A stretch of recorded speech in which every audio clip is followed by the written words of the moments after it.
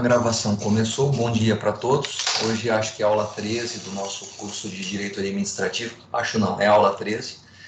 E no nosso curso de Direito Administrativo nós temos que terminar o tema Poder de Polícia que foi iniciado na aula anterior. Vocês estão aí com o roteiro chama aula 9, né? Infelizmente está meio descompassado o roteiro aula 9 com a aula efetivamente que é a aula 13, mas tudo bem.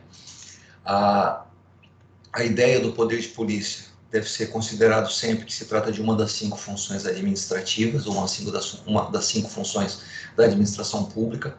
É uma função de restrição de direitos. O conceito, ou se você preferir, o conceito normativo, fecha aspas, do que seja poder de polícia tem previsão no artigo 78 do Código Tributário Nacional. E o poder de polícia, por impor restrição de direito ou abstenção de fatos às pessoas, necessariamente precisa ter previsão legal, ou seja, embora o administrador público tenha que aplicar a lei de ofício, e sempre é aplicando a lei de ofício que ele age, dentro da estrita legalidade, ele só pode realizar limitações a direitos ou impor às pessoas que se abstenham de determinadas situações, se houver expressa previsão legal nesse sentido.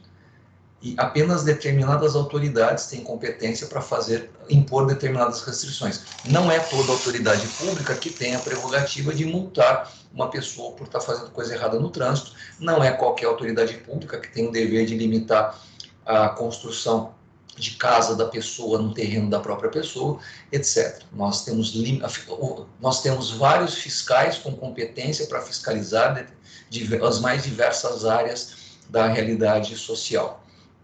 E essa prevenção, ou melhor, esse poder de polícia pode se dar de maneira preventiva e pode se dar de maneira repressiva. Preventiva no sentido de autorizar que as pessoas atuem em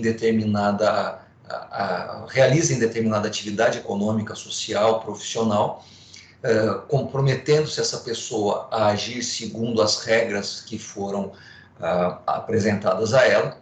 O melhor caso que eu tenho é a licença para dirigir, a licença nacional de habilitação, carteira nacional de habilitação, e existe também a possibilidade de haver a repressão da pessoa que não agir conforme as regras. Então é possível que a pessoa tome multa, é possível que a pessoa perca o direito de dirigir, é possível que a pessoa perca a licença de funcionamento do seu estabelecimento comercial ou industrial, caso não exerça, caso não cumpra, caso não faça cumprir as regras de funcionamento pelas quais aquela atividade foi autorizada.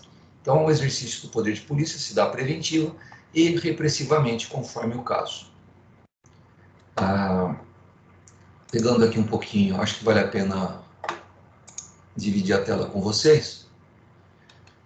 Acho que existe uma exceção. Nós falamos na aula passada que o objetivo do poder de polícia é sempre que o particular se abstenha de agir do jeito que ele bem entender, mas que cumpra as leis. Siga as regras. E a ideia é sempre uma abstenção para evitar dano ao interesse público, oriundo do mau exercício de direito individual. A pessoa tem o direito de fazer as coisas, mas não tem o direito de fazer do jeito que ela bem entender. Existem regras de conduta, existem formas pelas quais as atividades sociais são canalizadas, as atividades individuais são canalizadas, e a pessoa tem liberdade para agir dentro desses limites dados pela lei. Okay? E, embora o poder de polícia seja, em regra, uma obrigação de não fazer, existe uma exceção à regra, existe uma obrigação de fazer. Todos sabem todos já devem ter ouvido falar da função social da propriedade, de modo que se você tem um terreno na zona rural, a função social daquela propriedade é produção agrícola, agropecuária. Então, se você por acaso tiver um imóvel improdutivo na zona rural, há a possibilidade do poder de polícia determinar um processo judicial pelo qual a desapropriação daquele imóvel para fins de reforma agrária.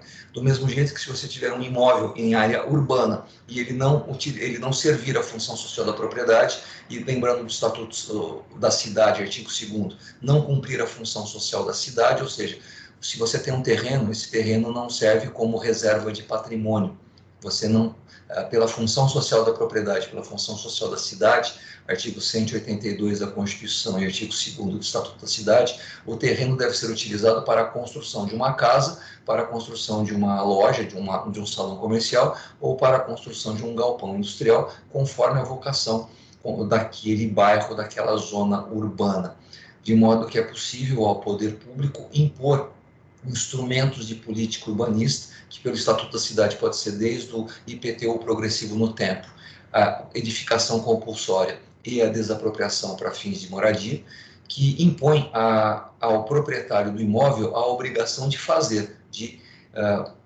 produzir naquele imóvel rural ou de se instalar naquele imóvel urbano uma edificação que permita a moradia, o comércio ou a indústria. E aí tem uma coisa interessante, né? Acho que ele talvez seja a maior questão que envolve a palavra polícia, porque nós estamos acostumados a entender por polícia aquela entidade, aquele órgão público ligado à Secretaria de Segurança Pública, em que existe, no Brasil, a distinção entre polícia militar e polícia civil. Polícia militar é uma polícia especializada em combate e prevenção a crimes, é uma polícia ostensiva, e nós também temos uma polícia civil de natureza investigativa, uma polícia que apura eventuais condutas identificadas como criminosas. Acho que o melhor jeito de você entender o que seria uma polícia civil seria você ir para uma delegacia de polícia e entender toda uma estrutura voltada à administração da justiça. E a polícia militar é a polícia que tem efetivamente o exercício do monopólio da força física dentro do território nacional. A polícia militar, no Brasil, é o ramo da polícia, ou é a área, é a própria polícia judiciária que tem o poder de se utilizar de violência caso seja necessário.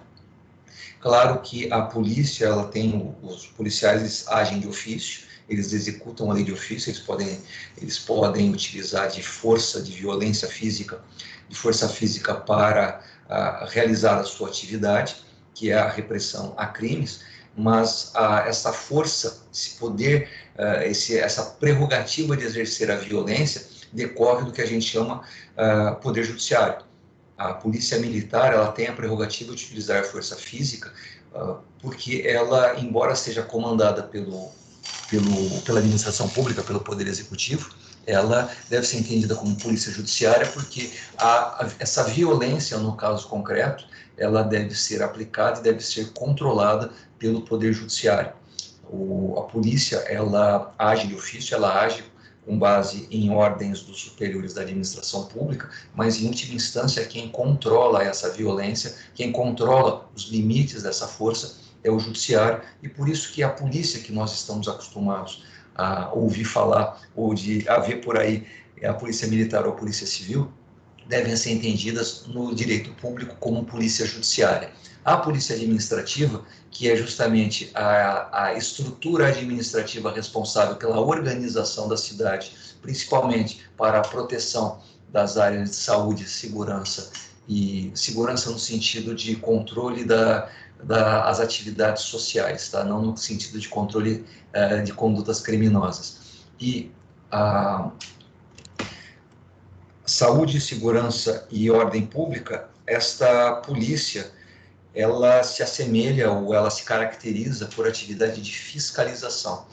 Para vocês entenderem, não sei se vocês lembram de um programa que passava tempos atrás na televisão, existe um programa chamado A Grande Família, em que um dos heróis da história era o Lineu Silva, cuja profissão era de fiscal sanitário. Ele era o responsável por ir até os estabelecimentos comerciais, aos restaurantes, aos supermercados, e identificar se os produtos ali vendidos, se os serviços ali prestados estavam dentro da data de validade, ou se por acaso eles estavam vendendo comida vencida, comida estragada. Ele tem a prerrogativa como fiscal até mesmo de interditar o estabelecimento e impedir que aquele estabelecimento comercial continue a vender determinados produtos, ou determinar que ele pare as atividades imediatamente até que se apurem as irregularidades. Esta polícia, administrativa se assemelha muito mais ao fiscal do que ao policial com o qual nós estamos acostumados a ver por polícia civil ou polícia militar.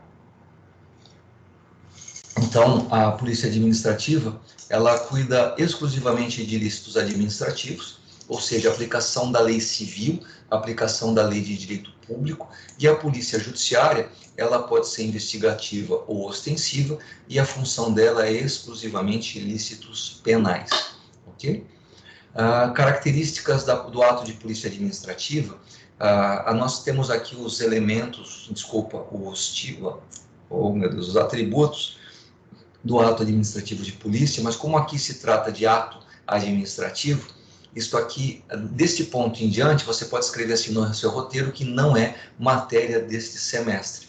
Esta parte era uma parte introdutória às aulas 10, 11, 12 e 13, que nós teríamos em seguida, que trata de ato administrativo, mas não cabe no mesmo semestre a matéria ato administrativo e a matéria servidor público ou agentes públicos. E a matéria agentes públicos é a matéria estabelecida pela PUC de Campinas para ser lecionada no primeiro semestre, em Direito Administrativo 1. A matéria ato administrativo será objeto de nosso estudo no segundo semestre deste ano, motivo pelo qual, deste ponto em diante, por ser algo que nós vamos estudar em ato administrativo, não será objeto da nossa aula neste semestre, motivo pelo qual entendam que a nossa matéria se encerra, a aula 9 se encerra neste ponto, tudo bem? Gente, se vocês tiverem dúvida ou quiserem fazer quaisquer questões a respeito de polícia ou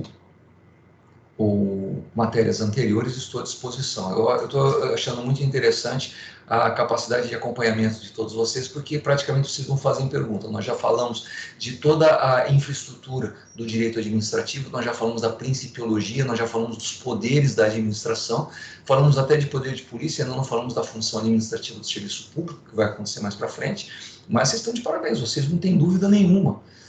Mas tudo bem, se chegar alguma dúvida, vocês, por favor, me avisem, ok?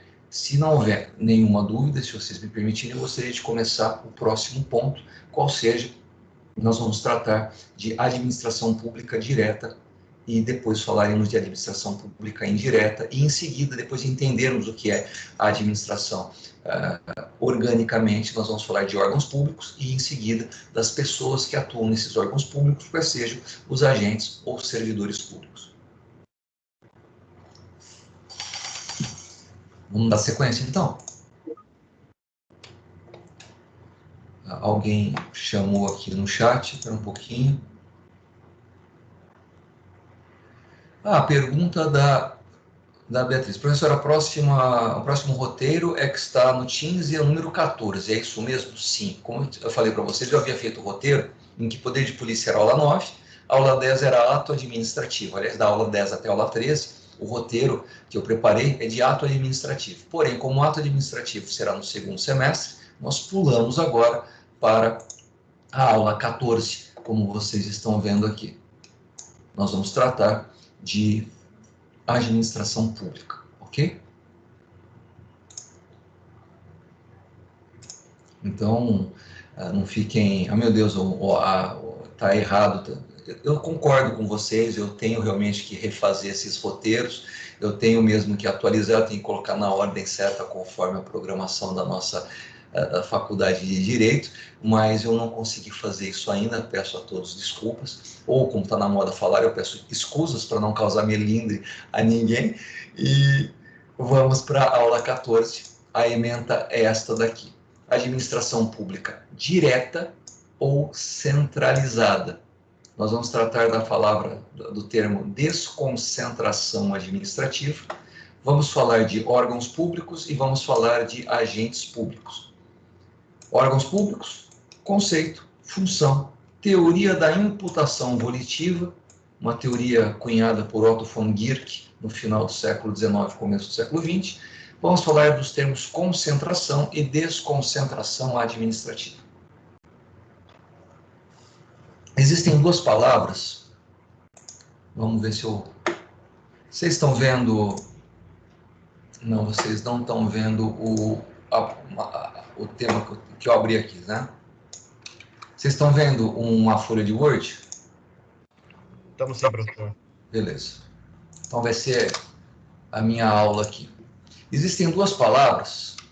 Uma é desconcentração e a outra é descentralização. Gente, se vocês forem no dicionário, se vocês forem coloquialmente utilizar, essas duas palavras elas podem ser sinônimas, mas em direito público, em direito administrativo, elas se referem a fenômenos bem diferentes. Elas têm a ver com a administração pública, tanto que a gente pode falar de administração pública desconcentrada. Nós podemos falar também de administração pública descentralizada.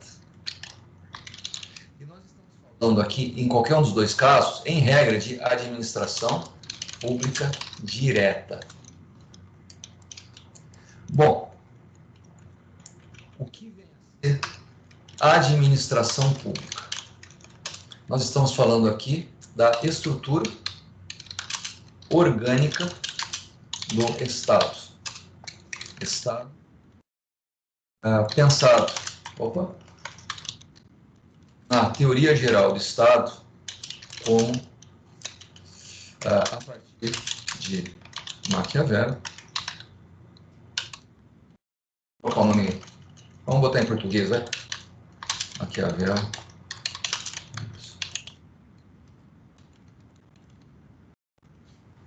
Qual que é a ideia aqui?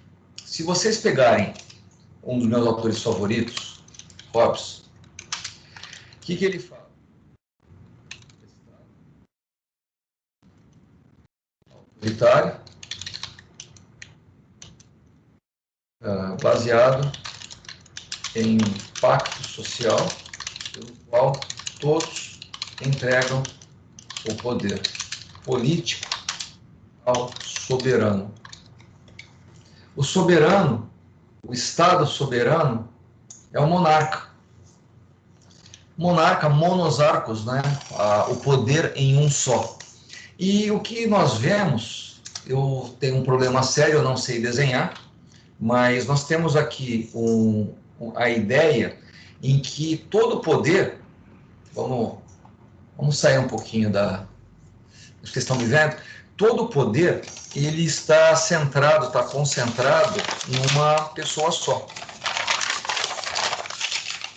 Então nós temos aqui uma estrutura em que todas as pessoas, não sei se vocês vão conseguir ver, né? Povo está aqui embaixo e aqui em cima nós temos o monarca. Faz de conta que isso aqui é uma coroa, tá? Esse aqui é um monarca. Todo o poder não está aqui. O poder está concentrado no monarca. Desculpa o desenho, tá bom? E o poder político concentrado no monarca significa que todo o poder está aqui. Só que o monarca, ainda que ele seja espetacular, ainda que ele seja considerado filho dos deuses, ainda que ele seja considerado a melhor pessoa do mundo, ainda que ele seja considerado aquele que veio para resolver todos os problemas da civilização, ele não consegue fazer tudo sozinho. Ele precisa desconcentrar o poder, ou seja, ele passa a atribuir, ele passa a delegar parte do seu poder absoluto a pessoas, a delegados, a ministros, para que estes exerçam determinadas funções que ele não consegue fazer tudo ao mesmo tempo. Ou seja, o poder político concentrado no monarca passa a ser desconcentrado, ou seja, ele sai do poder dele e vai para os seus subordinados. Isso acabou sendo adaptado de Hobbes para a teoria do Estado liberal, de modo que o poder hoje deve ser entendido como um poder que não é do monarca, mas é um poder que está no povo. Porém, o poder político, por ser administrado pela autoridade estatal, essa autoridade máxima estatal, ele tem a prerrogativa de desconcentrar esse poder em para outras entidades, ou ele tem a prerrogativa de criar órgãos para resolver. Bom, por que a palavra órgão é nesse sentido? Vamos fazer uma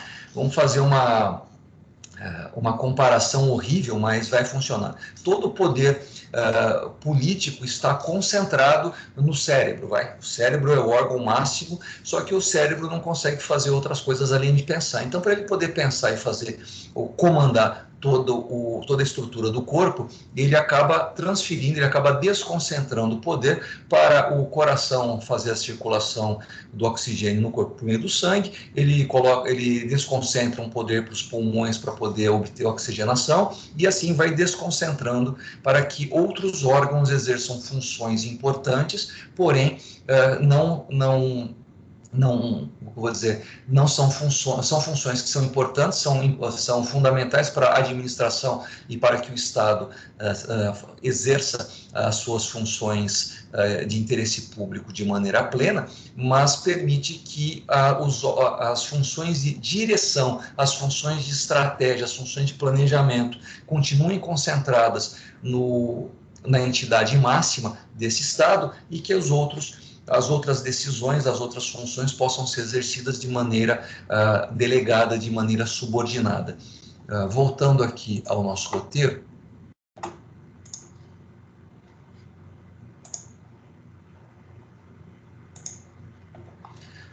Vamos lá. Além de criação de órgãos, acho que vale a pena, já que eu vou falar de centralizada aqui, acho que é importante, quando a gente fala de desconcentrar, nós estamos falando que esses poderes transferidos para subordinados,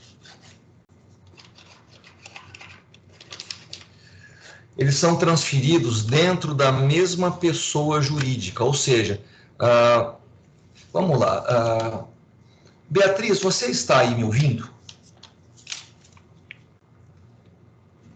Fala que sim, vai. Beatriz falou, estou sim. Beatriz, se você quiser ligar o microfone, fica mais fácil para a gente poder fazer essa atividade aqui melhor. Beatriz, vamos imaginar que o CNPJ, vamos imaginar que o Estado brasileiro, a União Federal, possui um CNPJ 001 001 001 /1000 ao contrário 00, ok? Faz de conta que esse aí é o CNPJ da União Federal, ok? Ou da República Federativa do Brasil. Okay? Vamos imaginar que você atue no Poder Judiciário Federal, você é ministra do STF. Qual é o CNPJ do STF? Nossa, não sei, professor. Você não tem como saber isso ainda, fica tranquila, tá? Mas, como a gente fala, você sabe o que é uma pessoa jurídica? Você lembra lá do artigo 40, 45 do Código Civil?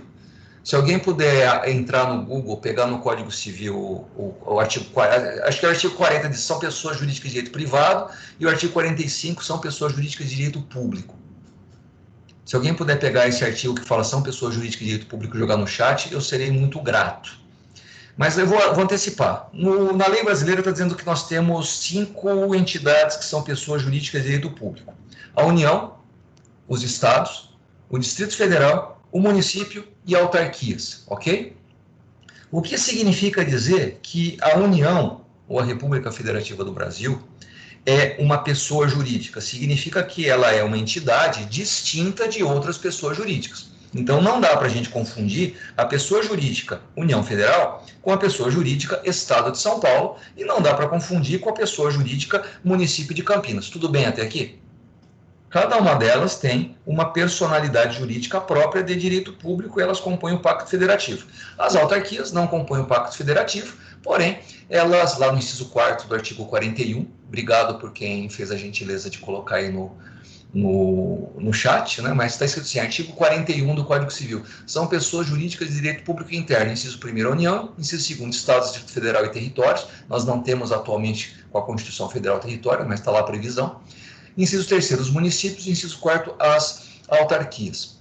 Ok? E quinto, as demais entidades de caráter público que eventualmente sejam criadas por lei. Bom, vamos imaginar, Beatriz, que a União Federal, vamos melhorar, nós estamos aqui no estado de São Paulo, o estado de São Paulo tem o CNPJ que eu coloquei ali para vocês, o CNPJ do estado de São Paulo é número 001 barra 1000 ao contrário 00. Pergunto para você, Beatriz, que agora virou desembargadora do Tribunal de Justiça de São Paulo. Qual é o CNPJ que você lá no Tribunal de Justiça tem que usar? O mesmo de São Paulo? Vamos lá. O Tribunal de Justiça, ele é uma pessoa jurídica de direito público? Não. Porque não está no artigo 41, certo? Certo. Certo. Não, mas e se ele for uma entidade criada? Não, na verdade, como nós falamos em aulas anteriores, o Estado, a pessoa jurídica de direito público, a pessoa política, União, Distrito Federal, Estado, municípios, ela possui uma característica que ela é uma pessoa jurídica. E ela tem uma pessoa jurídica de direito público e uma pessoa política que ela possui em si 3 poderes, ela possui 3 estruturas internas que são independentes e autônomas entre si. Autônoma entre si ficou horrível, mas vocês entenderam.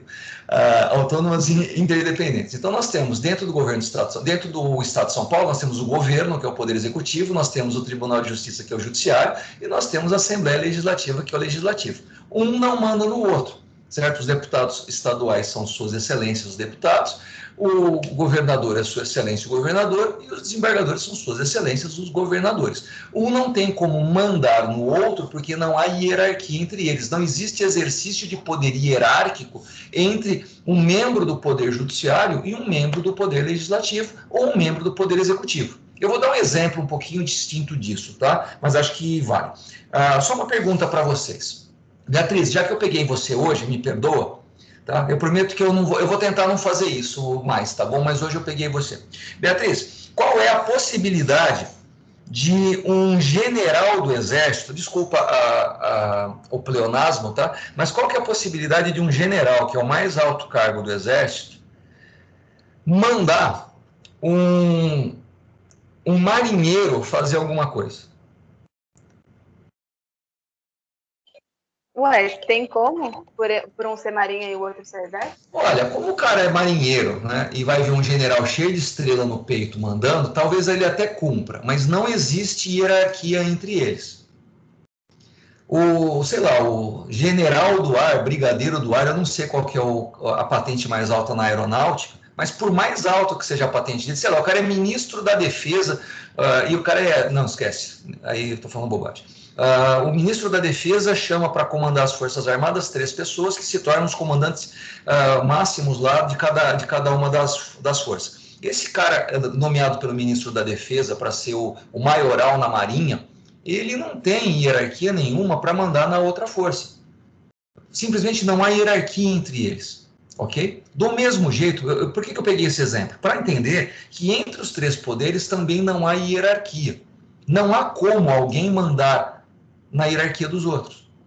Tudo bem até aqui? Não há possibilidade jurídica do governador mandar o desembargador fazer alguma coisa ou mandar o deputado fazer alguma coisa. Não existe possibilidade de um dar uma ordem para o outro. Pô, professor, mas o Poder Judiciário pode dar ordens judiciais. A ordem judicial é exclusivamente para dizer o seguinte: olha, administrador público, governador ou o chefe do legislativo, existe uma ordem jurídica estabelecida que deve ser cumprida. Vossa Excelência descumpriu a lei deve ser cumprida, então refaça o que você fez, porque a legalidade deve ser cumprida. Ele não está mandando, não está dando uma ordem no sentido de faça o que eu estou mandando, ele está dizendo assim, cumpra a lei, ou cumpra a Constituição. É nesse sentido que existe a ordem judicial. E se a ordem judicial não for cumprida, o judiciário tem a prerrogativa de usar o exercício da força física, né, do Estado para que aquela correção aconteça. Então, a discussão, ou, entre aspas, a briga entre judiciário e os outros poderes é exclusivamente institucional. O judiciário não manda nos outros poderes. O judiciário simplesmente fala, olha, vocês, outros poderes, têm que cumprir a Constituição e têm que cumprir a lei. Neste caso concreto específico, você não cumpriu, corrige. Ok? Não há uma hierarquia entre eles, um não manda no outro. Voltando para a pergunta. Essas três estruturas, Poder Judiciário, Poder Legislativo e Poder Executivo, elas pertencem à mesma pessoa jurídica. Eu vou dar um exemplo, por favor. Um exemplo é ridículo, tá? Eu fico até com vergonha de fazer, mas, Beatriz, você tem CPF, não tem? Tenho. Beleza. O CPF do seu coração é diferente do CPF do seu pulmão? Não. Pois é, desculpa essa pergunta ridícula que eu fiz. O seu coração, o seu pulmão, o seu cérebro, todos os seus órgãos internos, eles pertencem a você. Todos eles fazem parte do que você é, fazem parte do seu corpo físico. E todos eles fazem parte, e cada um deles exerce uma função que está concentrada neles, mas que foi desconcentrada daquele organismo celular originário que foi foi especializando funções em cada órgão criado. Mas é uma entidade só, você é você, sabe? E suas circunstâncias, como diria Legaz de Lacambra. Mas não há uma distinção entre... Não, assim, todos eles fazem parte de você, todos eles têm o mesmo DNA e fazem parte da mesma entidade biológica. Todos eles fazem parte do mesmo organismo. Órgãos públicos, né? Desde Hobbes, lá do Leviatã, a ideia é justamente essa. O soberano não tem como fazer tudo sozinho, e a partir do fato dele deter todo o poder político, ele desconcentra esse poder dentro da própria entidade chamada Estado, ou dentro da própria entidade chamada pessoa jurídica de direito público, e determina que órgãos inferiores ou órgãos subordinados exerçam funções específicas. Ou seja, dentro da pessoa jurídica, funções especializadas são desconcentradas aqui de cima para que outros órgãos especiais ou mais especializados exerçam aquela função, ok? É basicamente essa a ideia de desconcentração. O que é descentralizar? Aí já é um pouquinho diferente. Para que a descentralização aconteça, é preciso que este poder político ou que estas funções que antes eram desconcentradas internamente da pessoa jurídica, ou seja, alguém com o mesmo CNPJ vai fazer aquilo, ou seja, vai ser criado um departamento dentro da empresa chamado Estado, e esse novo departamento vai fazer a função para a qual foi determinado, isso chama desconcentração, mas pode ser que a empresa Estado resolva criar uma subsidiária, resolva criar uma filial, resolva criar uma outra, filial não vai dar certo, desculpa, vai criar uma outra empresa, vai abrir um novo CNPJ, e esse novo CNPJ vai ser responsável por determinadas atividades. Toda vez que as funções públicas, elas saem da pessoa jurídica de direito público interno e são transferidas para outra pessoa jurídica, este fenômeno é chamado de descentralização. Ou seja, o poder público, a administração pública, que vocês estão acostumados aí do artigo 41, incisos 1º, 2º e 3º, ele existe, essa pessoa jurídica possui funções internas. Essas funções internas, originalmente, segundo Hobbes, segundo a teoria geral do Estado, estão concentradas nesse poder político, vamos dizer assim, primordial. A desconcentração desse poder político dentro da mesma pessoa jurídica para outros órgãos criados para exercer funções específicas, ou seja, o poder político desconcentrado, ele é transferido para outros órgãos ou outras estruturas internas da própria pessoa jurídica, e descentralização, poderes que pertenciam, que são de atribuição originária ou primordial desta pessoa jurídica de direito público interno, essas funções são transferidas para uma nova pessoa jurídica, para uma outra pessoa jurídica, e essa outra pessoa jurídica passa a exercer essas funções de maneira descentralizada. Ou seja, quando nós falamos de desconcentrar, nós continuamos falando da administração pública originária, ou, se vocês preferirem, a administração pública direta, que é exercida pelas 4 entidades que nós conhecemos do artigo 41, incisos 1º, 2º e 3º, ou lá no artigo 1º da Constituição, União, Estado, Distrito Federal e município. Toda vez que nós falamos dessas 4 entidades, nós falamos de administração pública direta. Toda vez que o poder político está numa dessas 4 entidades, o poder público está concentrado lá e pode ser desconcentrado dentro da própria pessoa jurídica. Se aquele poder político sai dessa pessoa jurídica e passa a ser exercido, passa a funcionar em outra pessoa jurídica, nós estamos falando de descentralização. São duas palavrinhas diferentes, parecem a mesma coisa, mas não são lá exatamente sinônimos. Ok? Vamos ler aqui o roteiro, que talvez seja interessante. Ok? Espero que o roteiro esteja aí à vista de vocês. E, Beatriz, eu quero te parabenizar porque eu dou essa aula já faz uns bons anos e é a primeira vez que uma pessoa responde tão direitinho a pergunta. Você já tinha lido o roteiro, né? Muito obrigado. Administração pública direta ou centralizada. Não existe no mundo real algo que seja perfeito. Conceitos são descrições ideais. E, desse modo, apresentam o objeto descrito como se este fosse perfeito. Talvez possa até ser entendido o conceito como um ideal a ser alcançado, como tipo a servir de parâmetro para os objetos reais, e a partir daquele parâmetro nós vamos ver se aquilo é correto ou não. Por exemplo, nós temos a definição de democracia, e a partir dessa definição do que seja uma democracia, podemos ver se os países possuem estruturas democráticas ou não. Nós podemos saber o que é uma república, a partir de vários escritos, a partir de vários conceitos, e entender se o ideal brasileiro é republicano ou não na prática. Nós podemos saber o que é um ideal de beleza, e a partir desse ideal de beleza, saber se o rapaz ou a moça são bonitos ou feios. Mas tudo isso são conceitos, são descrições que muitas vezes nós, assim, é muito mais um modelo, é muito mais uma descrição do que efetivamente a própria realidade. Você não vai encontrar algo, você não vai encontrar no mundo real algo que seja exatamente idêntico ao conceito, talvez até platônico, daquele bem que está sendo descrito, ok? Olha, os conceitos, eles têm originalmente a ver com a definição essencial de um objeto, e na vida real, os objetos possuem muito mais acidentes do que essência, ou seja, os objetos eles são muito mais aparentes do que essenciais. E essas palavras aqui, elas partem dos grandes escritores gregos, Platão e Aristóteles, com a questão sobre o que é essencial e o que é acidental, o que efetivamente possui. Assim,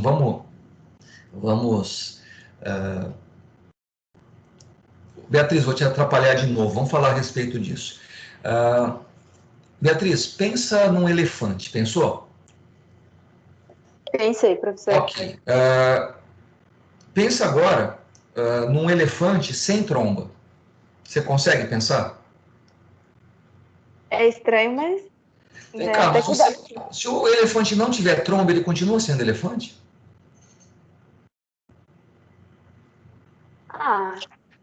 Vai ficar estranho, mas continua.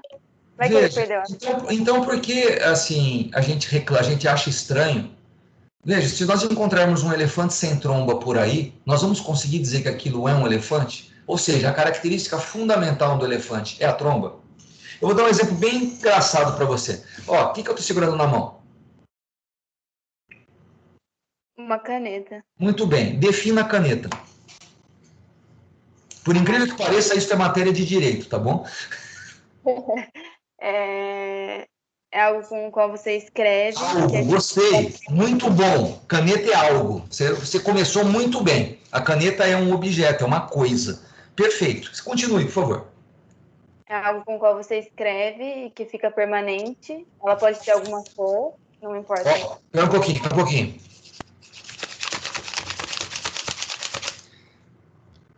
O que eu fiz? E não aparece para mim no papel. Oi? Para mim não aparece o papel. Agora foi. E aí, o que eu tô fazendo? Aqui, ó. Tá riscando a folha, só que sem colocar tinta, né? Ué, então não é uma caneta, porque a caneta tem que escrever, não é isso? Se isso aqui que tá na minha mão não escreve, não é caneta? É caneta.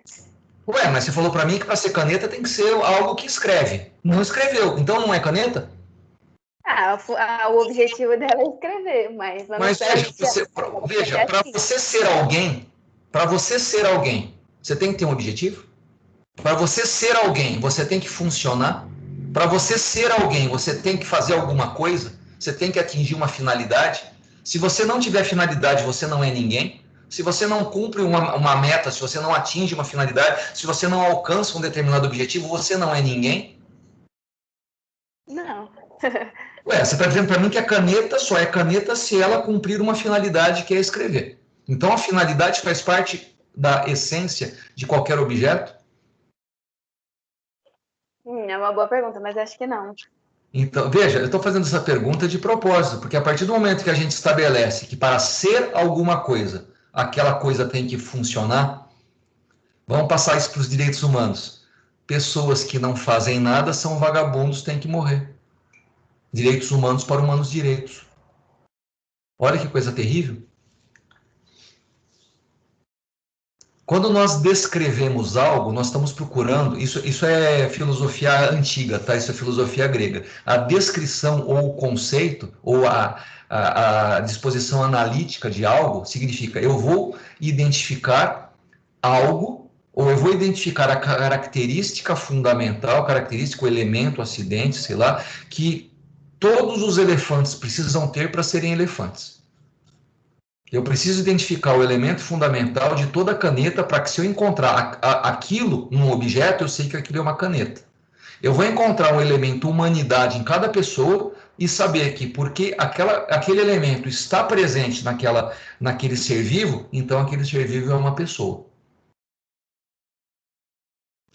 Veja como é difícil fazer isso, porque veja, a partir do momento que você fala, por exemplo, que a criança ela tem que nascer apta a viver por conta própria, você autoriza, por exemplo, a eugenia, você autoriza que toda criança que nascer deformada deve ser sacrificada, deve ser morta, deve ser até abortada antes do tempo, porque afinal de contas ela não terá vida efetiva posterior.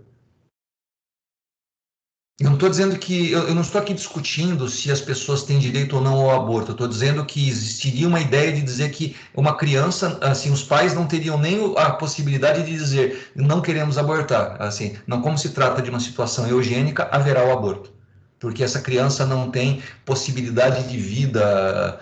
Então essa caneta aqui, como ela não funciona, ela não é caneta, ela é lixo. Se a pessoa não faz nada, se ela não tem um objetivo de vida, é vagabunda. Veja, a definição, a descrição ela é muito complicada. Então, assim, eu brinquei com o elefante, porque é claro que a gente pode ver um elefante sem tromba, mas como imaginar um elefante sem tromba?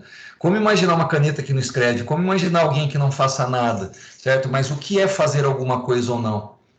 Tudo isso são questões filosóficas que, infelizmente, não é muito preocupante. Aliás, as pessoas não se preocupam muito com isso. Mas o Estado, ele sempre foi identificado, a administração pública sempre foi identificada, e aí você não está longe das definições que a gente faz, mas nós sempre utilizamos, pelo menos faz 80 anos, nós temos mudado, pelo menos em termos de direito público, a ideia de saber o que é o Estado, ou o que é a administração, ou o que é a caneta, e começamos a buscar o para que serve o Estado, para que serve a administração, para que serve a caneta. Se a caneta não servir para escrever, aquilo não é caneta, é lixo. Se o Estado não servir para promover direitos humanos, aquilo não é Estado, aquilo é sei lá o quê. Se a administração pública não servir aos cidadãos, aquilo não é administração pública, aquilo é sei lá o quê. Então, existem certos, desculpa a expressão, tá? Conceitos teleológicos, né? A busca da finalidade na descrição, para que efetivamente os objetivos da República possam ser atingidos. Se a República Federativa do Brasil não tivesse os seus objetivos no artigo 3º, ela não teria para onde ir. E a ideia da República não é ficar parada, estática, e nós contemplarmos o Estado, ó, que lindo Estado, né? O Estado está lá para funcionar, ele deve servir para alguma coisa. Mas nós temos que tomar muito cuidado com essas definições para poder situar essa discussão, para evitar que essa discussão, por exemplo, possa servir para nós dividirmos, separarmos pessoas de acordo com as suas funções. Essa pessoa, ela exerce uma função muito nobre, ela merece todo o nosso respeito. Essa outra pessoa aqui não faz nada na vida, ou o trabalho dela é manual, o trabalho dela não é intelectual, o trabalho dela qualquer um faz. Vamos fingir que essa pessoa é gentalha, sabe? É muito complicado, e nós temos que tomar cuidado com definições e descrições. Mas aí vamos continuar aqui. Beatriz, obrigado de novo por você aceitar a discussão aqui comigo. Fica difícil, a partir do conceito de democracia, encontrar um país em que esse conceito identifique a essência de suas relações políticas e sociais. Atualmente, democracia acaba sendo reduzida à possibilidade de nós, de 4 em 4 anos, irmos lá na urna e votar em alguém. E parece que nós não podemos fazer mais nada, né? Fica ainda mais difícil nas situações em que há vários conceitos possíveis, como é o caso da definição de direito. Não há nada, só tem uma coisa mais difícil de dizer o que é direito, é dizer o que é justiça, né? Qual é o conceito de direito? O ordenamento jurídico dos países pode ser identificado segundo qual desses vários conceitos de direito? Algum conceito serve para identificar o sistema normativo brasileiro? A administração pública é expressão com conceito unívoco, ou seja, a administração pública nós temos uma vantagem dogmática, né? Não há muita discussão filosófica ou teórica a respeito do que é administração. Estrutura de organização estatal. Ela pode servir para várias coisas, ela serve mesmo para várias coisas, mas o conceito, ou seja, o ser da coisa, está cristalizado. Ou seja, a estrutura pode servir para várias coisas, mas a estrutura, ou seja, a administração pública como organização estatal, estrutura de organização ficou um pleonasmo horrível, me perdoe, mas essa estrutura, essa organização estatal, realiza ou pode realizar vários tipos de atividade. E elas são definidas conforme a finalidade escolhida pelo legislador ou pelo governo. E aí a questão é, como fazer para essa administração funcionar melhor? Como trazer eficiência à máquina pública? Pensando na eficiência, nós podemos entender essa administração pública como direta ou centralizada, indireta ou descentralizada. Ok? Tem a ver com o fato de que no início da sistematização do direito público, o Estado era um monolito sólido e coeso. Gente, monolito é sólido e coeso, tá? Perdoe do pleonasmo de novo. Sem qualquer repartição do poder público, centralizado e também concentrado na figura de uma pessoa, um monarca soberano ou de um representante desse soberano. O poder não era dividido e não havia distribuição de competências públicas. O poder estaria centralizado e concentrado também nas mãos de um único administrador dentro da estrutura estatal. Desconcentração. Na prática, o administrador não possui nenhuma condição para agir sozinho em nome do Estado. Não é possível aplicar a lei de ofício sem uma estrutura adequada de distribuição de competências. O poder, antes concentrado lá no monarca, é desconcentrado. A competência ou atribuição de funções, ela é distribuída a subordinados para o exercício da função administrativa. Esses subordinados continuavam e continuam sob a tutela do superior hierárquico. O poder ainda está concentrado na pessoa do governante ou administrador, ou ainda está concentrado no topo da pirâmide hierárquica. Essa distribuição inicial de competência não se mostrou suficiente. A desconcentração do poder passa a ser uma necessidade para a operação do Estado. Bom, aqui vocês podem passar um amarelinho no texto de vocês. O que é desconcentrar? Em direito administrativo, é o ato de distribuir competência para os órgãos públicos, criados para o fim de exercer determinadas competências com eficiência superior ao do detentor do exercício do poder político. Se você, por acaso, é esperto, se você, por acaso, é inteligente, você nunca vai passar o teu serviço para alguém mais burro do que você ou alguém que não sabe fazer aquilo. Se você precisa de algo bem feito, você vai procurar alguém que sabe fazer aquilo, e não alguém que não saiba como você. Se você, por acaso, é eleito para um cargo eletivo, a melhor coisa que você tem a fazer é chamar para atuar junto a você pessoas que efetivamente saibam atuar. Ainda que você goste ou que você tenha confiança em determinadas pessoas, você não vai chamar um médico para ser ministro da economia, você não vai chamar um advogado para ser ministro da saúde, você não vai chamar é muito mais eficiente que você chame alguém da área para atuar no planejamento estratégico daquela área. Não faz sentido você chamar alguém que não faz a menor ideia do como funcionam as coisas para atuar, para resolver problemas voltados àquilo. Não faz sentido isso. Pode acontecer? Pode, mas não faz sentido. Pode acontecer de você chamar um general para ser ministro da Saúde? Pode, né? Mas o ideal seria a nomeação de um sanitarista, um epidemiologista, etc. Mas aí, vamos dizer que é minha opinião. Então, por favor, joguem esse exemplo fora, embora o exemplo seja muito recente. Um exemplo anterior, tá bom? Uma vez nomearam um economista para ser ministro da Saúde e uma vez nomearam uma sexóloga para ser ministra da cidade. Pronto, já apresentei várias vertentes políticas de besteiras que foram feitas, aí ninguém briga comigo. Ó, a criação do órgão deriva de uma necessidade prática. O órgão público só passa a existir se sua criação for determinada por lei. O órgão também é chamado de repartição ou departamento, e ele deve ser entendido como um ente despersonalizado. Essa expressão é horrível, mas o órgão público não possui personalidade jurídica própria. O Tribunal de Justiça de São Paulo não tem personalidade jurídica, diferente da personalidade jurídica do Estado. O Tribunal de Justiça é um órgão do Poder do Estado de São Paulo. O governo do Estado de São Paulo é um órgão do Estado de São Paulo. A Assembleia Legislativa é um órgão do Estado de São Paulo, de modo que eles não possuem personalidades jurídicas próprias. Eles fazem parte da mesma pessoa jurídica de direito público interno. Existe uma coisa no Brasil que é muito comum, tá bom? Eu brinco eu falo assim, Tribunal de Justiça não tem CNPJ. Porém, gente, no Brasil existe a possibilidade de órgãos públicos terem CNPJ exclusivamente para a administração dos seus afazeres. Eles criam um CNPJ para o órgão público para ele poder utilizar, para ele poder realizar, para ser mais eficiente a forma de utilização dos seus orçamentos. Mas isso não tira, embora ele tenha CNPJ para funcionar na aquisição de bens e utilização de dinheiro público, não há personalidade jurídica alguma no órgão público. O órgão público não possui personalidade jurídica própria.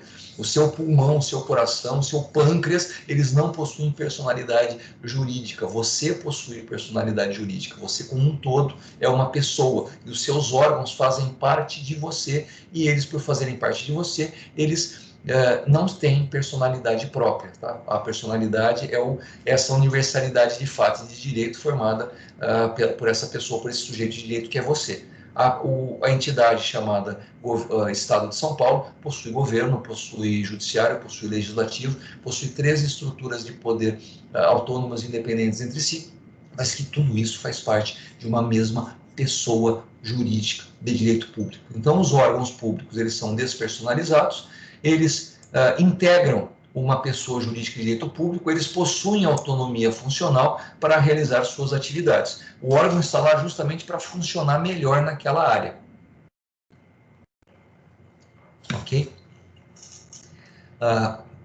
Se o órgão é despersonalizado, ele sempre pertence a uma pessoa. Desculpe insistir nisso. E o termo órgão foi utilizado exatamente para passar a ideia de uma estrutura funcional de repartição eficiente de competências. O pulmão oxigena, o coração vasculariza, o fígado filtra, etc. Cada órgão é criado para resolver um problema prático e não para aumentar a burocracia. Se o órgão público não for criado para resolver algo melhor do que era resolvido antes, esse órgão não tem sentido. Ok? Criar órgãos para aumentar a burocracia não faz sentido. O órgão deve ser criado visando o aumento de eficiência administrativa. Ok? Órgãos públicos já criados podem ser extintos, podem ser fundidos com outros órgãos, podem ter sua função modificada para atender outra necessidade pública, etc. Competência funcional é atribuída ao órgão e não ao agente público. Isso aqui é importante, tá, gente? Vamos imaginar que você seja uma pessoa física, você é uma pessoa física que está interessada em prestar um concurso público. E você está em dúvida ainda se a sua vocação é ser juiz ou ser promotor público, ok? Bom, você, como está em dúvida ainda, você acha que qualquer uma das duas funções seria adequada, você se sente à vontade tanto para julgar quanto para acusar as pessoas, para atuar como custos legis. Então, para você é indiferente prestar um concurso para magistratura ou prestar um concurso para Ministério Público. Você presta os dois. A partir do momento que você passa no concurso, é nomeado e entra em exercício na sua atividade como juiz ou na sua atividade como promotor, primeira coisa importante, você não pode exercer as duas funções ao mesmo tempo. Ou você está no órgão de julgamento, ou você está no órgão de custos legis / acusação. Não dá para você estar nos dois ao mesmo tempo, embora a história recente mostre que tem gente que gosta de fazer isso. O Estado determina que os órgãos devem ser funcionalmente distintos. Bom, a partir do momento que você é juiz, por você ser juiz, você deve exercer, como pessoa física, você na verdade é uma célula-tronco, que a partir do momento que você integra o judiciário, você deve exercer as funções do judiciário. Se você entrou no pulmão, você como célula-T, como célula-tronco, você é obrigado a funcionar como pulmão. Se você por acaso se estabelecer funcionalmente no coração, você como célula-tronco tem que atuar exatamente como as demais células do pulmão atuam. Não dá para você estar no judiciário e atuar como acusador. Você não tem como estar no judiciário e atuar como defensor. A sua função é de juiz.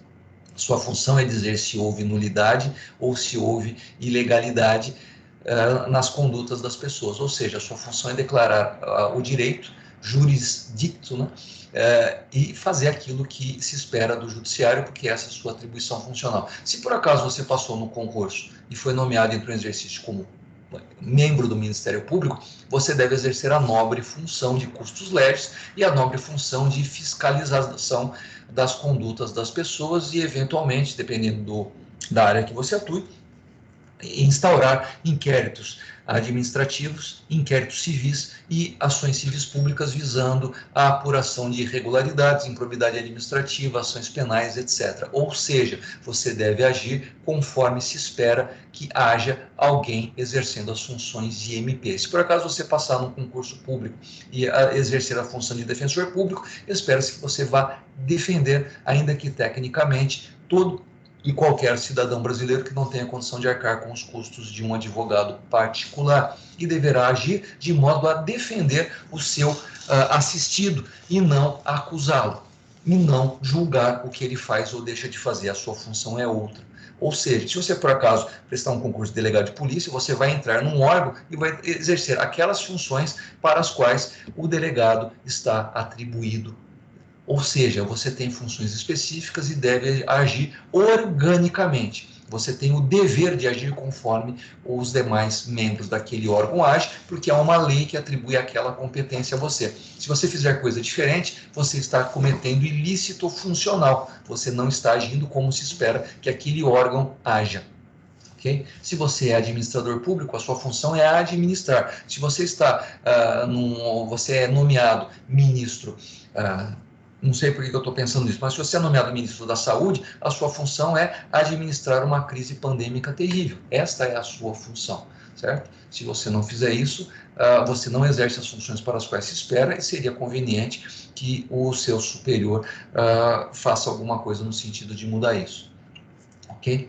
Se você é ministro da Educação, a sua função é desenvolver diretrizes e estratégias necessárias a implemento da melhoria das condições de educação dos jovens brasileiros, e assim por diante. Ou seja, o órgão ele é criado para que uma determinada competência seja exercida e para que determinados objetivos sejam atingidos. Se ele não fizer isso, alguma coisa está errada e deve haver a revisão dessas condições, justamente para que haja o cumprimento, a observância do princípio constitucional da eficiência, lá do artigo 37 caput da Constituição, ou do artigo 111 da Constituição do Estado de São Paulo. Bom, vamos lá. Desconcentrar, portanto, tem a ver com transferir a execução de certas competências do superior para subordinados, ou do órgão superior para o órgão inferior. Okay? Desconcentrar tem sempre relação com essa distribuição de competências que ocorre dentro da pessoa jurídica estatal. Desconcentrar tem a ver com criar órgãos ou transferir capacidade e competência funcionais para órgãos e sempre dentro da mesma pessoa jurídica de direito público interno. Se um poder da União, do Estado, do Distrito Federal ou do município é transferido para outra pessoa jurídica, não é mais desconcentração, mas aí nós estamos falando de descentralização. Por favor, são duas palavrinhas diferentes. Desconcentrar, o poder fica na pessoa jurídica. Descentralizar, o poder muda para outra pessoa jurídica. Ok? A expressão descentralização tem a ver com a criação de pessoas jurídicas diferentes, e isso tem a ver com a chamada administração pública indireta. Quando a gente fala de administração pública indireta, nós estamos falando do artigos 4º e 5º do Decreto-Lei 200 de 1967. Nós estamos falando de autarquias, empresas públicas, sociedades, economia mista, ações públicas. A definição delas está lá nos incisos do artigo 5º do Decreto-Lei 267. Eu já adianto para vocês uma coisa interessante. Autarquia, pessoa jurídica de direito público. Já viram ali o que está no artigo 41 do Código Civil. Beatriz, você está aí ainda? Ok, professor. Beleza, completa para mim. Empresa pública, como diz o nome, é uma pessoa jurídica de direito Público. Pois é. Privado.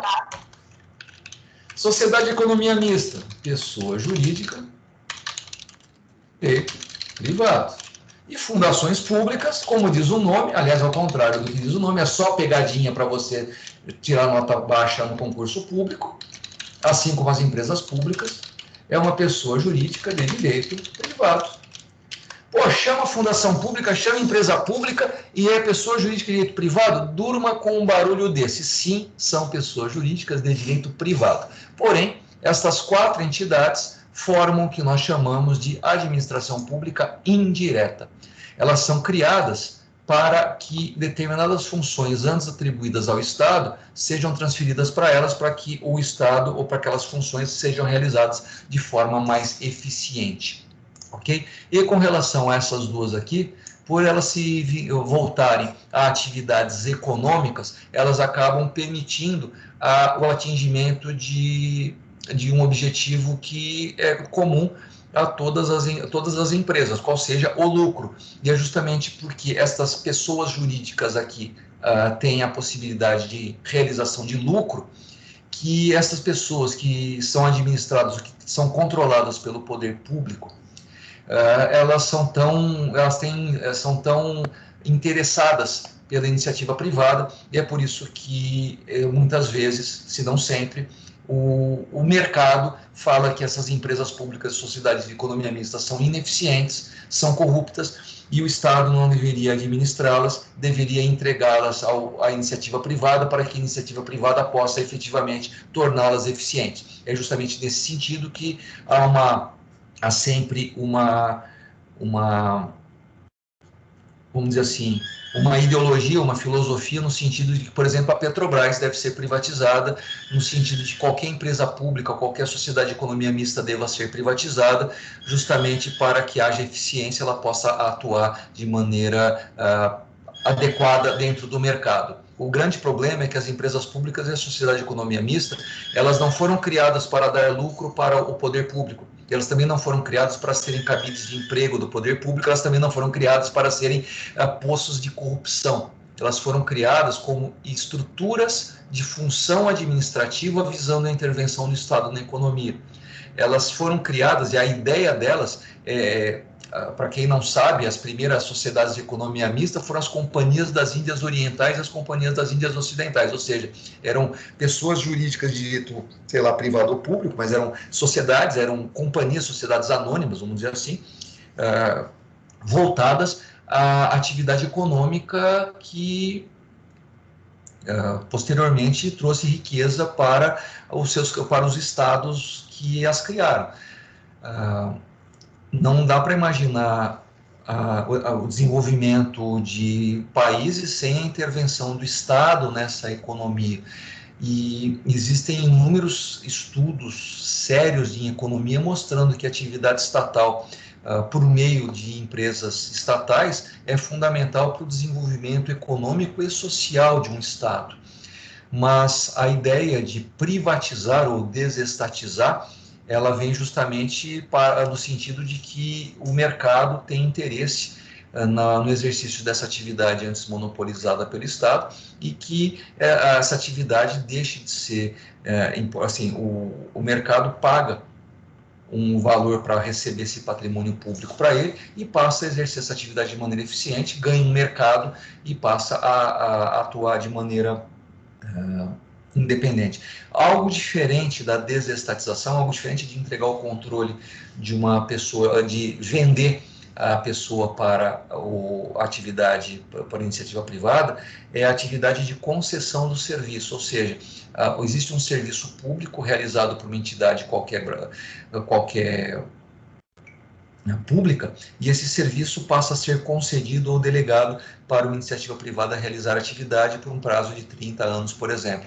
Essa forma de atuação, ela é muito mais consentânea, muito mais adequada, pelo menos na opinião deste professor, ao desenvolvimento da atividade pública brasileira. É mais interessante que o serviço seja exercido por uma pessoa privada, e essa pessoa privada tenha o direito de exercer essa função por 30 anos, desde que ao final do contrato, todos os bens, tudo que ela fez, se torne bem público, ou seja, integre ao final do contrato o patrimônio da União, do Estado, do Distrito Federal, município, mas que aqui, ou seja, por 30 anos ela até teve lucro, mas após esse prazo, tudo que ela fez e tudo que ela desenvolveu é revertido em favor do patrimônio público. São situações interessantes que vocês vão ver em direito econômico e não em direito administrativo. Mas eu precisava falar um pouquinho disso para vocês por força dessa compreensão do que vem a ser empresa pública e sociedade de economia mista.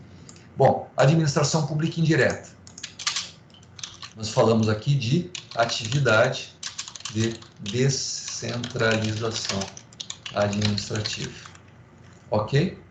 E quando a gente fala de órgãos públicos, nós estamos falando de desconcentração administrativa. Funções transferidas para departamentos que integram a mesma pessoa jurídica. Quando o presidente da República cria um novo ministério, esse ministério pertence à administração pública, pertence à mesma pessoa jurídica, pertence à mesma administração federal.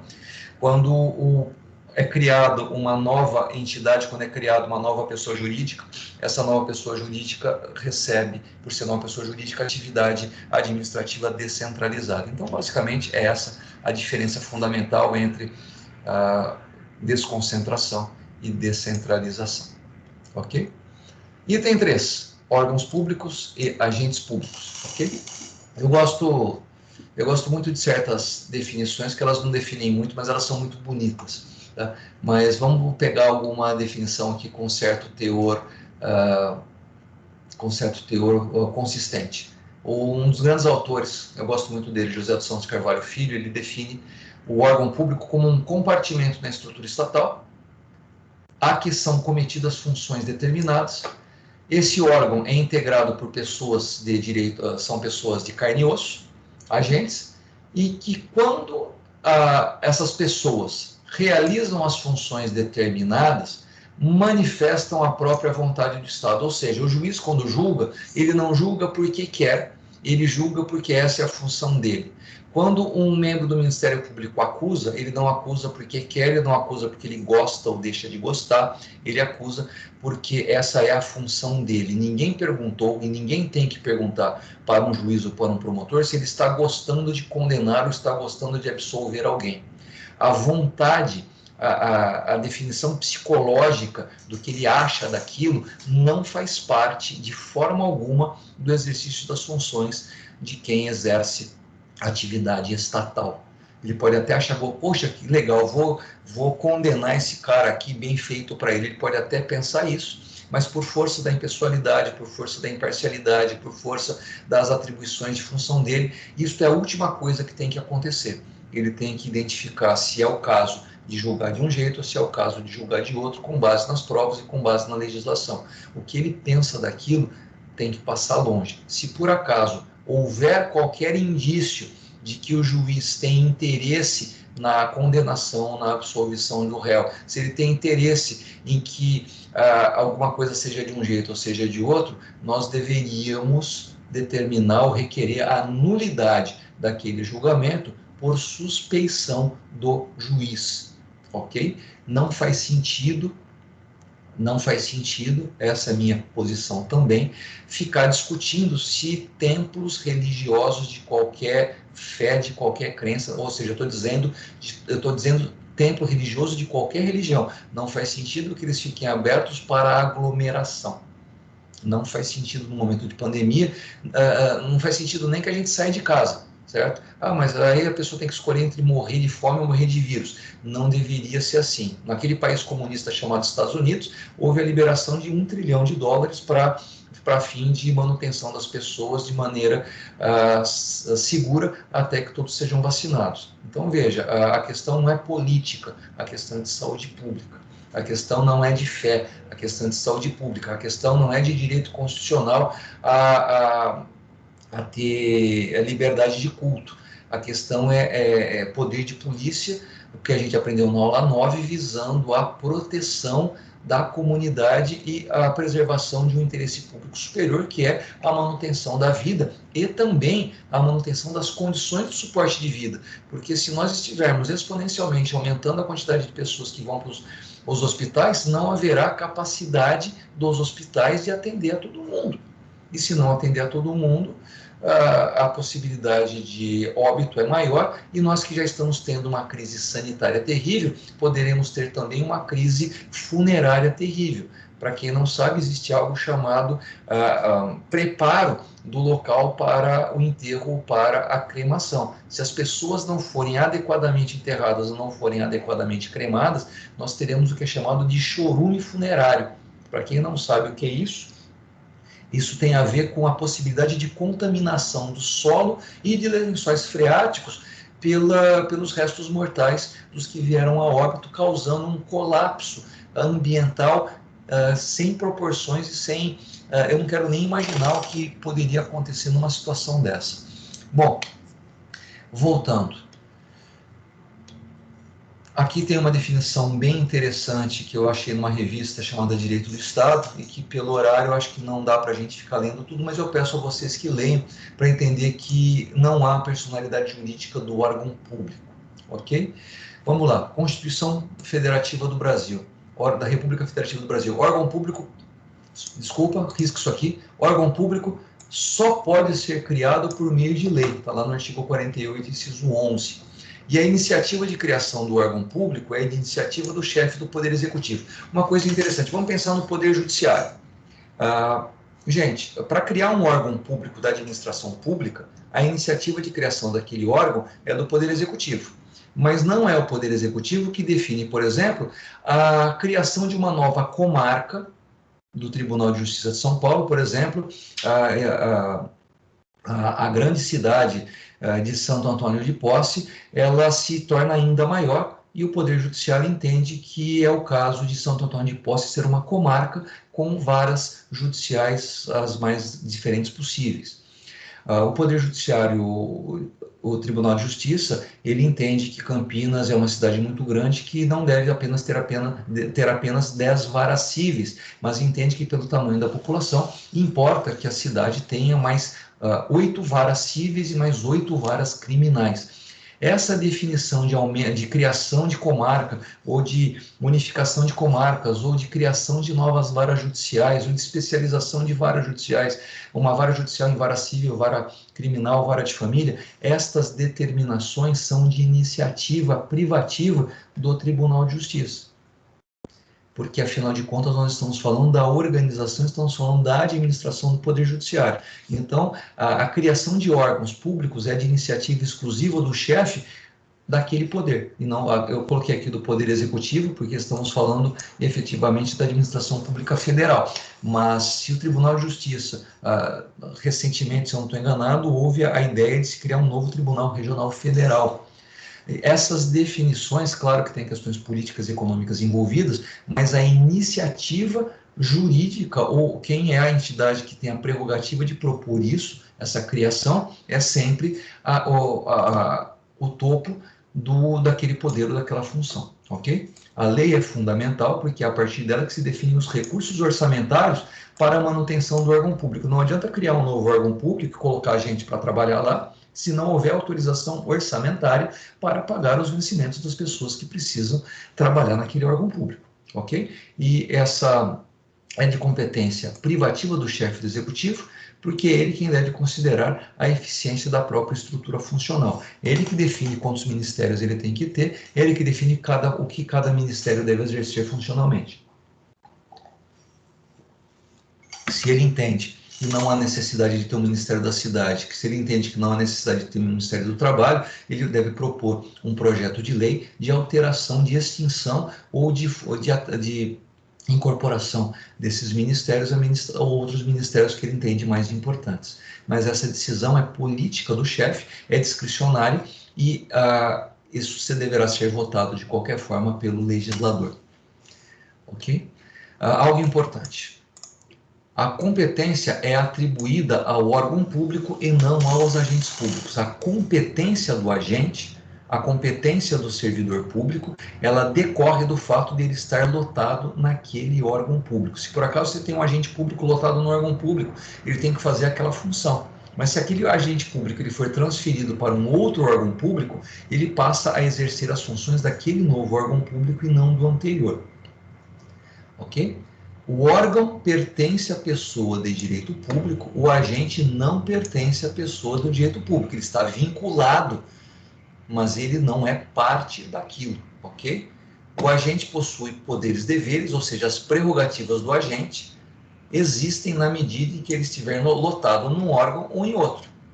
Por força do princípio da impessoalidade, não importa ao cidadão quem é que vai resolver o problema. Não importa para a pessoa que vai ser julgada quem é o juiz, não importa, ou juíza, não importa para a pessoa que está sendo acusada quem é o promotor, não importa para a pessoa que pede algo para a prefeitura quem é o prefeito, quem é o secretário, quem é o servidor público que recebe o seu pedido, o seu requerimento. Não importa, aliás, não importa nem quem é o cidadão que vai fazer esse pedido. Qualquer um que estiver ali, se o chefe saiu de férias, se o subordinado está afastado por doença, se o responsável por aquele item só volta a semana que vem, alguém que atua naquele órgão deve exercer a função administrativa. Se você for num determinado guichê e falar assim, olha, eu quero ver meu processo, e a pessoa responder, olha, a pessoa que cuida não está aqui hoje, ela saiu, você pode voltar amanhã? Olha, pelo princípio da impessoalidade, você tenha o direito constitucional de chegar para aquela pessoa e dizer, olha, eu não posso voltar amanhã, eu quero resolver isso hoje, por favor, resolva isso para mim.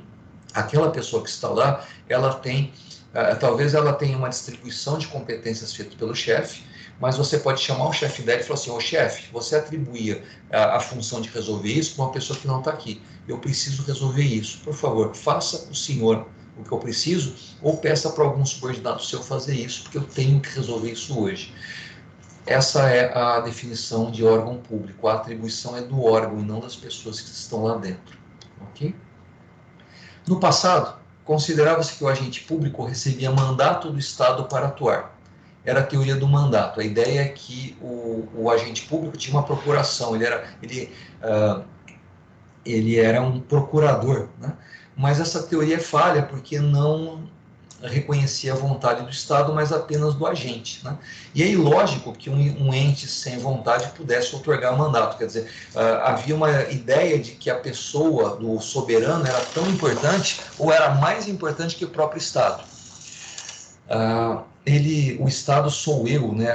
Não, assim, essa identidade do Estado com o agente público, ela não existe. Quem tem a soberania é o Estado e não o agente. Mas o agente não é um procurador do Estado. Ele não exerce funções porque ele tem uma entidade sem vontade atribuiu isso. E também é muito complicado nós falarmos em vontade do Estado. O Estado é uma pessoa jurídica e, como pessoa jurídica, ele deve exercer certas funções e buscar certas finalidades. Mas nós não temos como pensar em elemento psicológico subjetivo de vontade de uma pessoa jurídica. Também já se considerou a teoria da representação, em que o agente seria representante do Estado. Também não dá para dizer que melhorou. Por essa teoria, o Estado até possuiria vontade, mas seria um incapaz que precisaria de representação, ou seria uma entidade que sempre tem que ser representada de modo que o agente entenda o que é o melhor para o Estado. Na verdade, a definição do que é melhor é dada pela legislação e é função do administrador público interpretar aquela finalidade e não dizer o que ele acha. Veja, a verificação do que é interesse público vem da lei e não dessa autoridade pública. Ele não pode achar melhor alguma coisa. Ele tem que interpretar a legislação segundo os princípios de administração pública. Não é a prerrogativa dele.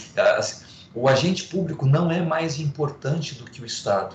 Ele não é maior do que o Estado, mas, na verdade, ele exerce uma função de aplicar, no caso concreto, aquilo que já existe como finalidade estatal definida por lei.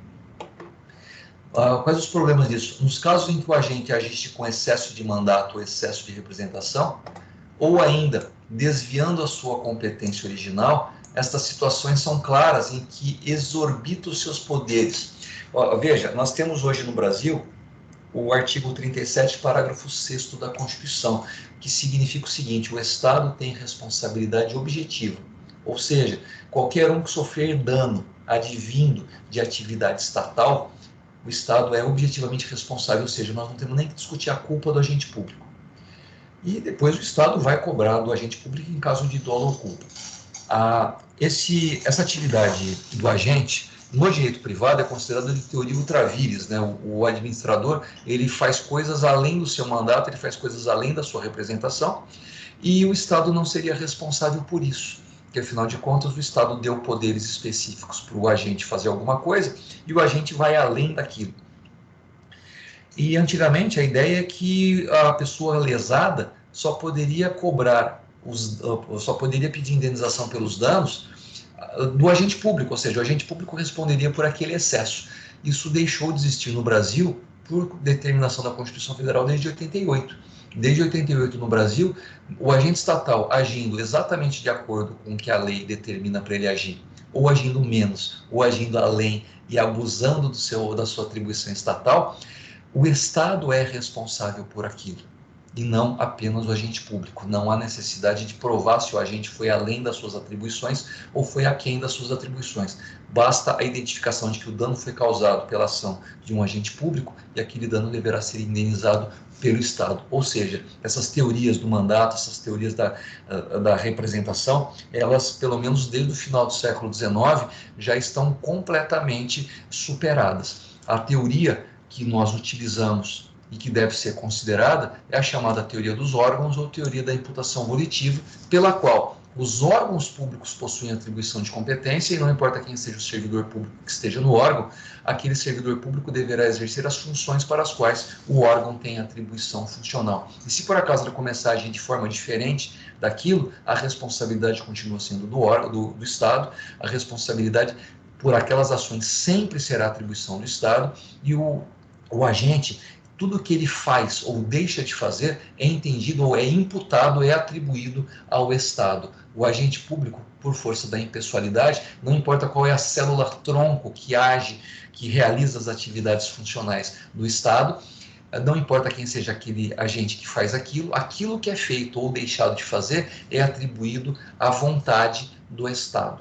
Vontade é meio complicado porque não existe vontade de pessoa jurídica, mas é o termo que nós damos. Olha, essa teoria, ela é a teoria utilizada desde o final do século XIX até hoje, e, sem dúvida alguma, sim, essa é a teoria que você deve considerar. Se alguém, por acaso, perguntar para vocês o que é a teoria dos órgãos, ou o que é a teoria da imputação volitiva, ou o que tem a ver Otto von Guericke com o direito administrativo, é justamente esta ideia. Nós estamos falando da desconcentração administrativa. As funções do Estado não são entregues a pessoas físicas. As funções do Estado são entregues por desconcentração a órgãos, a departamentos, a feixes de competência funcionais, e quem estiver, a pessoa física que estiver atuando nesse órgão, a sua atuação impessoal deve ser atribuída ao Estado. É o Estado agindo, ainda que seja uma pessoa física realizando aquela atividade. Ok? Lendo aqui. Por inspiração de Otto von Guericke, instituiu-se a teoria do órgão, a teoria da imputação volitiva, que é o nome que nós damos para toda essa estrutura de desconcentração. A vontade da pessoa jurídica deve ser atribuída aos órgãos que a compõem. Na verdade, o Otto von Guericke, ele é do século XIX, começo do século XX. Naquela época, ainda estava muito forte no direito público a ideia de vontade. Nós já substituímos a ideia de vontade, isso aconteceu depois da teoria desenvolvida pelo Otto von Guericke, nós já substituímos, nós já identificamos que não existe vontade da entidade de direito, da pessoa jurídica. A pessoa jurídica não tem vontade, ela não exerce vontade, ela exerce funções, ela busca a realização de atribuições, e essas atribuições devem ser atingidas, as finalidades devem ser cumpridas por meio de pessoas físicas, né, pessoinhas de carne e osso, que atuam no exercício de determinadas funções. E quando elas atuam nessas funções, elas não atuam por vontade própria. Elas não estão lá fazendo, que gostoso fazer isso aqui, eu queria mesmo fazer. Ninguém perguntou se a pessoa tem satisfação ou não por exercer aquelas funções. Aquela função deve ser exercida. Eu vou dar um exemplo meio bobo. A nossa faculdade de Direito atribuiu a mim a função de ser o professor desta turma para Direito Administrativo. E mesmo que eu não gostasse de Direito Administrativo, ou mesmo que minha área de atuação fosse falar sobre outro assunto, a minha função aqui é lecionar, é funcionar como professor de Direito Administrativo, lecionando a matéria assim estabelecida. Se eu, por acaso, começar a falar sobre outras coisas, eu não estou exercendo a função a mim atribuída, de modo que eu posso ser penalizado, eu posso sofrer sanções na hipótese de não exercer essa função. Eu posso vir aqui e exercer a função de qualquer jeito. Eu posso vir aqui e ficar lendo um livro para vocês, eu posso vir aqui e ficar contando, ou fazer exatamente o que eu estou fazendo, ou fazer de outro modo, mas eu preciso passar esse conteúdo a vocês. Goste ou não, eu goste ou não de fazer isso. A atribuição é dada e essa finalidade deve ser atingida, e isto não tem nada a ver com vontade, ok? Mas na época falava-se de vontade do Estado, hoje se fala de exercício das funções ou de aplicação da lei. Ainda nós temos a ideia de que a lei é a vontade do povo, né? Porque afinal de contas os representantes do povo baixam as leis e essa lei tem que ser fundada na vontade do povo, porque senão nós não poderemos fazer aquilo que nós atribuímos a nós mesmos. A lei deve ser cumprida porque a lei representa a nossa própria vontade. Essa é a teoria, esse é o fundamento do porquê nós devemos realizar as coisas sempre com base na lei, porque a lei representa a vontade de nós mesmos. O Estado, ele tem funções, mais do que vontade, essas funções devem ser exercidas pelos servidores ou pelos agentes, ok? O órgão, como ele é despersonalizado, ele não pode agir. As pessoas jurídicas não possuem corpo físico para agir. A ação será sempre realizada por pessoas físicas, mas a ação ela é atribuída à pessoa jurídica. Está meio confuso ainda, mas pelo horário a gente vai ter que resolver essa confusão na aula que vem. Gente, já passei do horário da aula, eu agradeço muito a presença de todos, de todas, e paro a gravação agora e agradeço a todos. Fiquem com Deus, muito obrigado e até a aula que vem.